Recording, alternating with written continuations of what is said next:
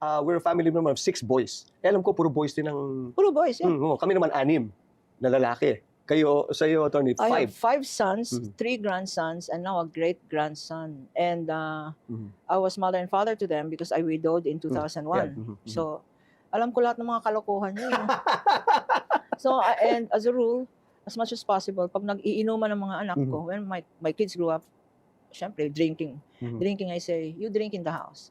Bring your friends here in the house, so the parents will know that you're here and all that. Sometimes when they're drinking like that, I outdrink them all. Hindi nila ako kaya. Well, Ngayon nag-mellow na ako. Single malt na ako. Single malt na lang. Dati tequila, partner. So, tequila talaga. Tequila. With matching calamansi and lemon. Mabilib tequila naman ako. So they would challenge me, tequila. Siyempre, panalo ako. Even in my office, beer drinking contest, talo sila sa akin. Talo sila, ha? Wow. Noon yun. Ngayon medyo moderate na tayo. Moderate na lang. Pang social na. Single malt. Single malt na lang, ha? Pero, do you still beer up? Kasi naman ako before, I used to, puro hard drinks naman ako before. Pero now, Ngayon, ano na lang, 1, 2, 3 beers. But I used to drink a lot also when I was younger. I don't do a lot of hard, just single malt. Single malt na lang, yeah. And they say, why are you into... With tobacco. Yeah. It goes very well with tobacco. Used to go to this place. Sadly, wala na. Kipling's. Oh, yeah, Kipling's. It's a single malt cigar bar in Mandarin. Before they tore it down. No? Yeah. And that's a nice place because there's a big sign there that says, leave your egos at the door. So, if you're the type na magdadala ka ng calling card tsaka magbibigay ka, you don't belong. You don't belong, diba? huh? So, it's a place to chill, de-stress, not think about anything, take off your coat and your hats, and just and that's where converse. That's where you meet real friends. Babasa ako kanina, naramdaman ko yung presensya mo. Yung aura. Yung aura mo, naramdaman mo. Do you believe in that? May mga ganun, I do. Because I guess it's 48 years in law practice. So, when I enter a courtroom, people look back at this. And they start murmuring, si attorney ka po na nandito. Ano naman kayang celebrity client niya. But you know, to me, okay, talking about clients, there are no big or small clients. All clients to me are big. Whether it's yung nanay, I used to guest, we used to have a show here, no, face to face. Yes. At makita mo yung struggle ng nanay na ang pinag-aawayan yung basura. Basura is gold, no? Apparently, people earn 50 pesos a day selling basura. That 50 pesos a day will sustain a family of 5. So you see the value. And you see the value of a nanay. Yes. We take things for granted. We take things for granted. Especially millennials these days. Their family is the iPad. That's correct. Diba? And that's why you sadly, no? That's why you have violence in school. Wala nang values formation.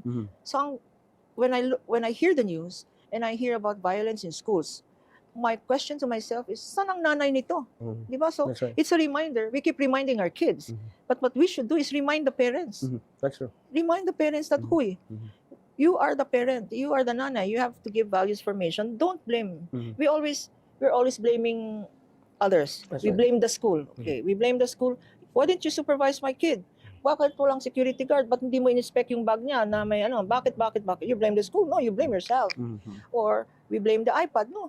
Paano nagka-iPad yung batang yan? That's right. Di ba? So we have to go back to the very core of the problem. Back to basics. Kasi the basic, miskin government naman, di ba nakasulat yan, basic unit of government is the family. Correct. So kapag hindi tama yung iyong pamamalakad sa pamilya mo, magkakaroon ng epekto yan sa community. That's correct. Di ba? I think you're right there. Kaya, hindi sayang ang boto ko sa'yo, Tormin. Dapat binoto mo ako. Dapat yata, kung pwede lang yung lahat, mga 5 o 5, kaya lang baka... You only voted for me once, dapat mga 30 million votes. Dahil sasabihin ko na lang, I value your quality vote. Next naman. Politica all the way. Politica all the way. Politica all the way.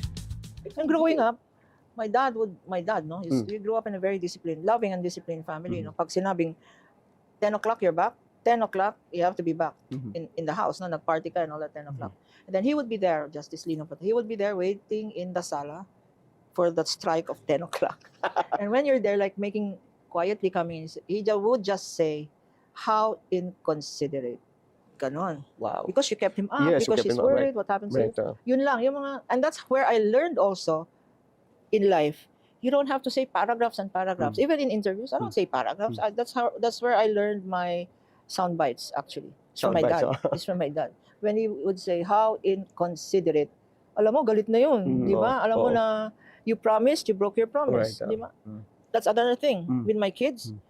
Never break a promise. Word of honor should be there. Never no? break a promise. Mhm. Dalawa yon. Don't lie Mhm. and don't break promises. Mhm. Kasi if you lie, if lying leads to everything. If you lying kasi leads to you lie about your schoolwork, you lie about your grades, you lie about where you were, you lie about what did you did your money. Mhm. Lying talaga is basic. Look at all of these corrupt government Yeah, officials. ay, What are nako. they doing? Right. They're lying. To their teeth. Oh, they're saying, I've never stolen any money from the government.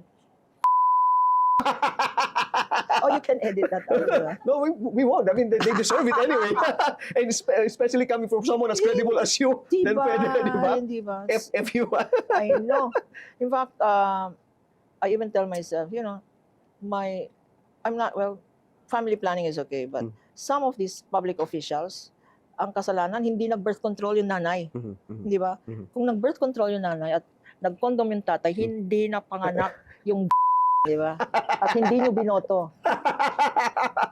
Alam mo, doon ako natutuwa naman sa'yo. Attorney, with your intelligence and the level of education that you have, comes with it is the enormous patience for the feeble-minded people I that you know. encounter, especially dito sa ating impeachment. I know. Some of whom are friends of mine also, but to be Kaibigan very... natin yan. Ay, nako. Kaibigan Di ba natin tayo, yan. di ba?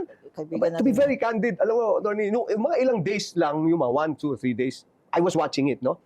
But after that, I lost all interest already. Not because I didn't want to get involved, but because parang, to me, parang it's, it's a, Yeah. it's dumbing me down. And naaawa ako sa inyo. Di ba? Kanya, Di ba? And you have this Dinadasal ko na patience, lang. di ba? Pero now, I'm taking it's interest fun, again it's fun. because... So, can you imagine standing there for 4 hours? That's why in one of the sessions I did say, can we have to study the documents and so I can sit down for 3 minutes. Tawang-tawa si Cheese. But in Di ba? fairness, presiding officer Cheese is excellent. It's Ah, very it's good. It's good. It's very good. He knows the law. He knows the cases. Mhm, There's He has done his research also. very And that's good. good. That's It's good. very Okay naman yun. Dapat naman talaga, he has to be prepared also for that. Yeah. Well, yung mga ganyan, if you had the likes of, before, like maybe sina, how do you think would they react? Like sila Tatay Nene, sina Oh yeah. Miriam MDS, yeah. And then how do you think would they be? Preparing for this impeachment, I would, and my colleagues, no, my co-prosecutors, we would watch clips, we would watch videos of past impeachment, no. But what to me was very significant were the senators. Mhm. The senators, you had their Joker Arroyo, Miriam, Nene Pimentel, who else? Angara, Drilon, etc. The biggies, no? And you could see the quality Yes, of the Senate, the high-level discussions. That's right.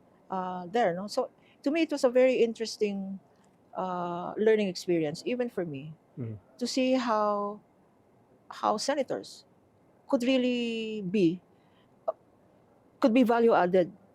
Kasi kung public official ka at wala ka namang value added sa bayan natin, umutang ka pa. Ikaw pa yung umutang, hindi ba? Hindi yung ikaw yung nagbibigay. That's right. We should rethink. And in a show like this is an opportunity for people to really consider what are the things that matter, no? Right. What are the things that matter? You elect public officials, they represent you, you pay them. We really need to rethink, because to me, impeachment, how many impeachments have we had, no? Are we going to have another one? And another one, and another one? And That's what does that say? That's right. That says that we haven't changed. In the last how many years, ano? Yeah, because we blame our politicians, and I think that's wrong. We should blame ourselves because we were the ones that put them in office.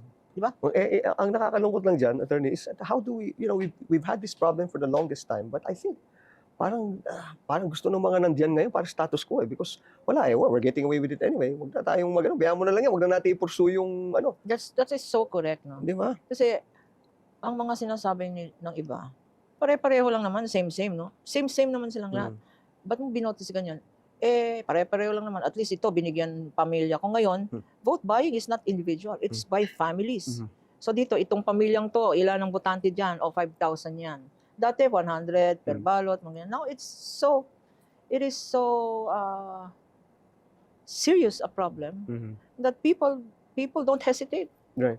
to sell You know, their vote. Yun nga, again, on a personal note, the reason why I voted for you among others uh, who are not known politicians, but legal luminaries, your law, legislative yan. You Yes, have to know that's your true. laws, di ba? You have to more or less get a really good grasp and background of what needs to be done and put some legalities in it, no? So, you were top of my list among others. Yung iba kasi diyan kaya ako naiinis. Nakikita ko sa impeachment or well not some of them are not even very visible in impeachment now, but there's so many there na who has been there for what 30 years or how many Oh, yeah. and then they have the same from the Senate, they go to Congress, and go back to the Senate. Yeah. At sasabihin nila, there are things that need to be changed. There are things, Yes. ang tagal mo na dyan. Di ba? Oh. you! You need to be changed. You need to be changed. Yeah, Di ba? exactly. Kaya hindi ko sila, again, it comes back to us, the I was not electorate. kidding. I ran for the Senate. One of the things in my platform is abolish the Senate. Really? Yeah, I would say that, this Senate, if I get elected, I'll pass a law to abolish the Senate. Because Congress, for instance, you have particular constituencies, di ba? For instance, you run for First District of Right, Quezon first district, City, may constituency ka. And you also have the party list, which in You effect also is have a party list which is not community-based but causa, advocacy-based. advocacy. Yeah. Anong constituency ng Senate? Mhm. The whole republic? Who are they representing? What for? Mm. And then number two, so legislation becomes so expensive. Mhm. The House will pass a law, the Senate will pass a law. You have a super body Yeah. from both the BICAM. Senate and the House. BICAM, okay. A BICAM, they will be the ones to come out with the law that goes back to the House, Right. the BICAM version, and goes back to the Senate. Mhm. And then in the end, it goes back to the Right. president. So why do you need a BICAM? Oh, that's true. Which means that BICAM of select senators and select congressmen is even more powerful. Di ba? So what for? In terms of legislation, I don't think you need a Senate. Wow, that's very interesting, ha? Kasi ang lagi naman ang kanilang contention naman yan, ang kanilang argument is because it's it is tawag dito, a check and balances between the Pero I agree with you. You can check and balances can be achieved within the House of Correct. Representatives, eh. That is, Diba? Yun na lang, eh. Kaya nga ang dami nga nila dun, eh. Why would you and would that mean that they're superior to di ba? that is so Yung correct. yung pa nga iniisip nila minsan. Di ba? That is so correct. Besides, when you get elected as a congressman representing your district, you stop thinking local. Mhm. Of course, you start thinking national. Mhm. Because when you think national issues, yeah. they will benefit your district. Right. Do not go there and say, I will ask for basketball court in my area. So you have basketball courts in the middle of a rice field. What the?